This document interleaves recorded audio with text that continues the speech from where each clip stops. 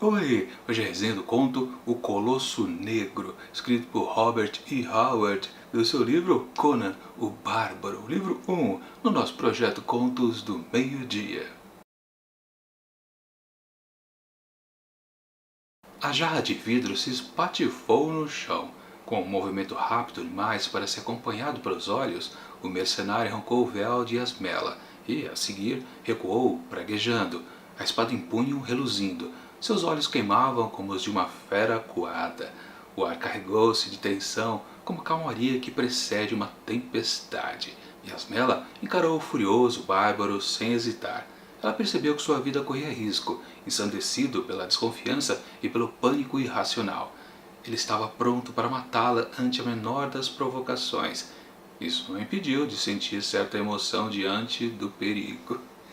Esse é um trecho ali do meio de O Colosso Negro, escrito por Robert E. Howard, que conta a história, obviamente, de Conan, o Bárbaro, e também, enfim, de uma personagem feminina importante aqui nessas histórias do Cimério. Bom, temos que essa Yasmela é exatamente uma princesa, e olha só, ela procurou ajuda de um deus, de Mitra, e que foi que ele falou para ela, aquela voz, né?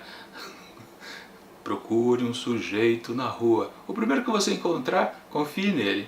Pois não é que ela foi fazer isso? A princesa saiu à rua sozinha e quem foi que ela topou logo de cara? Com Conan. Bom, então está tudo resolvido para o probleminha dela. Ou será que não? Bom, eu não vou responder, porque senão estraga a experiência de quem ainda pretende ler este conto.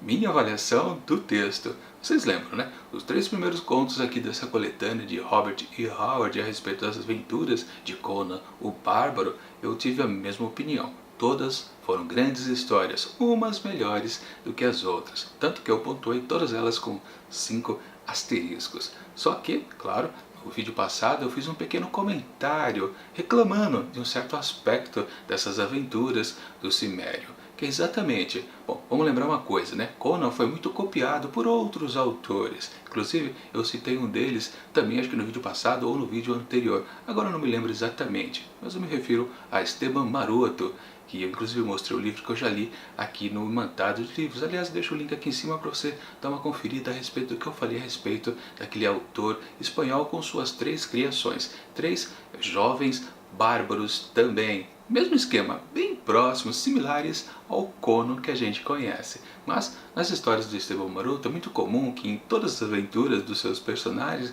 eles topam com mulheres, grandes beldades. E foi justamente isso que eu reclamei aqui para com as histórias do Conan. Pelo menos as 3 primeiras, que até agora não tinha aparecido uma personagem feminina relevante. Sim, uma ou outra foi citada nas aventuras anteriores, mas não era grande destaque. Mas finalmente, só porque eu reclamei na semana passada, agora sim ela apareceu. Exatamente na forma de uma princesa. Sim, Yasmela é a princesa de Actabana, se eu não me engano. Eu tive uma certa dificuldade de entender em qual região ali estava acontecendo essa história, mas tudo bem, acho que é de Actabana mesmo. Também não importa, para falar a verdade, de onde que ela é, porque há outros problemas aqui nesse texto, mesmo que ele apresente coisas curiosamente diferentes. Aliás, vale dizer uma coisa, né? Todas essas primeiras histórias aqui desse livro têm uma pegada diferente a cada novo momento. Não dá para dizer que o Robert E. Howard sempre fazia o mesmo tipo de história. Sim, ele está inserido nesse contexto de gênero que ele mesmo inclusive criou, né? Que é o de espada e feitiçaria. Mas a cada nova história ele arranja uma maneira diferente de narrar o que está acontecendo com o seu personagem principal. E como eu já adiantei aqui, alguns problemas que aparecem aqui nesse texto fazem justamente respeito a essa coisa de sempre tentar variar, não ficar repetitivo. Aliás, vamos combinar também, né? Lá nas 2 primeiras histórias, Conan era rei. Na terceira, ele já era um ladrão, ou então a gente pode dizer que ele ainda não era um rei, ele era apenas o ladrão. E agora também ele está numa nova situação. Ele é um capitão lanceiro mercenário, ali do exército de Actabana. E isso confirma uma coisa que eu já sabia de antemão, que sempre as histórias de Conan passavam por várias fases da sua vida. justamente como ele antes era um ladrão, depois ele foi um pirata, futuramente ele passou a ser um rei, e aqui, por exemplo, ele é apenas um capitão lanceiro ali do exército mercenário de Actabana. É legal ter essas variações. Claro, não é somente isso que tem uma diferenciada de uma história para outra. Não, não é a função do social ou armamentista do Conan. Não, na verdade é o jeito narrado do Robert E. Howard para com suas aventuras. Por exemplo, qual a grande diferença que tem aqui nesse conto? O Conan demora para aparecer. O primeiro capítulo aqui desse conto, na verdade, trata-se até de um ladrão. E em certos momentos você pensa, ah, esse aqui deve ser o Conan. Não, depois é revelado que qual o nome do sujeito, e a gente percebe também pela descrição física dele que é um sujeito até franzino, né, corpulento como o Conan. Então realmente não é o Conan. Mas enfim, um capítulo inteiro para um outro personagem que até no fundo não tem lá muita importância. Depois, no segundo capítulo, aí sim temos o contexto da história, onde entra a princesa Yasmela. Mesmo assim, o Conan também demora a aparecer. Ou seja, essa grande diferença do Conan não ser algo principal o tempo todo chama muita atenção. Outra coisa também é que, por exemplo, algo de destaque sempre em suas histórias são suas lutas pessoais contra seus inimigos, apenas empunhando uma forte espada. Aqui, justamente nesse conto, nós não temos muito disso. O Conan acaba lutando praticamente somente acho que 2 momentos, e é bem rápido, ou seja, não há um grande destaque a respeito disso. Mas, por outro lado, aquelas questões de detalhar bastante todas as ações entre, por exemplo, o embate entre 2 exércitos, isso aqui tem bastante e também está muito bem descrito pelo autor.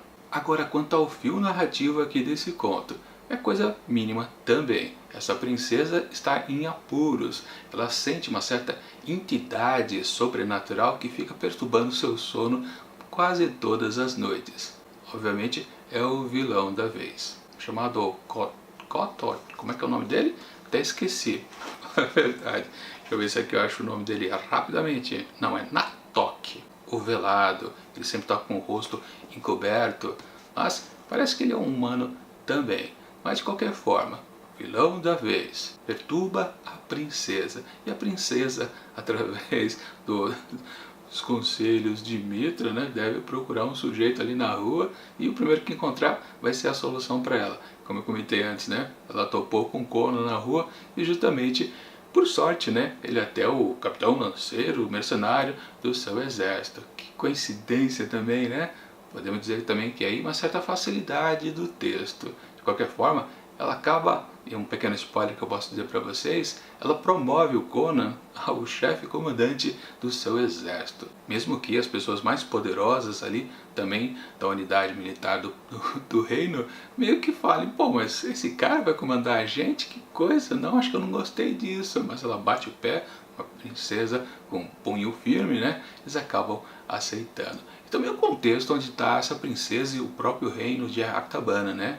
O irmão dela foi sequestrado por um outro reino, o reino Koth, e eles pedem um resgate. Por causa desse resgate, talvez o reino possa ficar completamente sem grana para pagar os seus soldados, e principalmente seus mercenários, né? Ou seja, está indo na ruína aquele reino. Solução é salvar lá o irmão dela, porque afinal das contas, lá no final da história, ninguém lembra dele, para falar a verdade, né? Defeitinho também desse texto. Ou seja, o tempo todo estou falando para vocês que há problema sim nessa história aqui, nessa quarta história do livro número 1. E aí sim, claro, surge a pergunta, né? Será que então temos a primeira história fraca deste livro? Eu posso dizer que sim, só que o fraco aqui é no alto nível de Robert E. Howard. Ele sabe sim narrar as suas histórias, mesmo que aqui ele tenha vacilado um pouco, e eu acho que a gente pode dizer que faltou tempo talvez para ele arrematar essa história corretamente. Talvez ele precisasse ter entregado essa história com um tempo muito curto, e talvez ele não tenha alinhavado bastante os nós dessa história. Em muitos momentos você percebe algumas coisinhas um pouco fracas, e pelo que a gente viu nas 3 primeiras histórias, sim, ele sabe conduzir uma trama de maneira bastante interessante, só que aqui não ficou legal. E outra coisa também que é um problema aqui nesse texto é que ele se encerra de forma até abrupta, principalmente em relação ao vilão da vez, que é descartado de uma maneira até bem surpreendente. Você fala, mas o que é isso? É praticamente um Deus ex machina. Você sabe esse recurso de texto, né? De repente algo acontece inusitadamente e salva toda a aventura, salva o herói, salva a mocinha, salva todo o contexto dos problemas que estão acontecendo na história. Foi mais ou menos o que aconteceu aqui. O Conan acaba derrotando ele de uma forma meio inesperada. Não vou, claro, detalhar para vocês, porque senão estraga a experiência. E também há um outro elemento que aparece ali que ajuda meio que a liquidar com o grande vilão. Que, aliás, se você me perguntar, o título aqui da história tem referência com o vilão? Basicamente sim. E também por esse outro elemento que aparece ali que ajuda a liquidar também com o sujeito. Mas tudo isso acontece em pequenos 2 parágrafos. É meio frustrante, viu? E para piorar, aí tem o desfecho da mocinha, que tem uma atitude meio maluca ali ao final, que eu também falei, mas que é isso? Que coisa estranha. E como eu já comentei antes, o irmão dela, ó, não é mais citado no resto da história. Não dá para saber o que aconteceu com o sujeito, salvaram ele ou não. E aliás, esse outro exército que se estava guerreando, também não há muita referência exata ali, que eles estavam, se encontra aquele reino chamado North. Ou seja, está tudo nebuloso aqui nesse texto, mas mesmo assim não dá para dizer que a coisa é ruim não. Muito pelo contrário, todo o jeitão de narrar do Howard está presente, você percebe que é dele o texto. E mesmo o modo de narrar diferente também faz parte do estilo dele, porque a gente já percebia isso nos 3 contos anteriores. Ou seja, é um texto fraco, mas também não deixa de ser muito bom. Portanto, para O Colosso Negro de Robert E. Howard, eu atribuo apenas 4,5 asteriscos. Dizer apenas 4,5 asteriscos é até bom demais, né? E sim, amanhã a gente volta ao tema de ficção científica com mais uma história de Ray Bradbury, aqui da sua coletânea A Cidade Inteira Dorme e outros contos. Vamos ver, talvez tenha algo bastante interessante, porque eu fiquei um pouco desapontado lá semana passada também, né? E claro, quarta-feira que vem voltamos para Conan, o Bárbaro, livro 1, aqui dessa edição sensacional da Pipoca e Nanquim, que aliás, vale o convite, né? Se você está interessado nas histórias desse Bárbaro Cimério, compre o livro através do link que eu deixo aqui na descrição do vídeo. Vocês sabem, né? Se vocês fazem a compra através dele, vocês acabam ajudando em montar os livros, que eu ganho aquela comissãozinha de vendedor. Bom, e enquanto os próximos vídeos não chegam desses contos já citados, eu deixo aqui do lado resenhas que já aconteceram aqui em 2019 no projeto Contos do Meio-Dia. E tchau!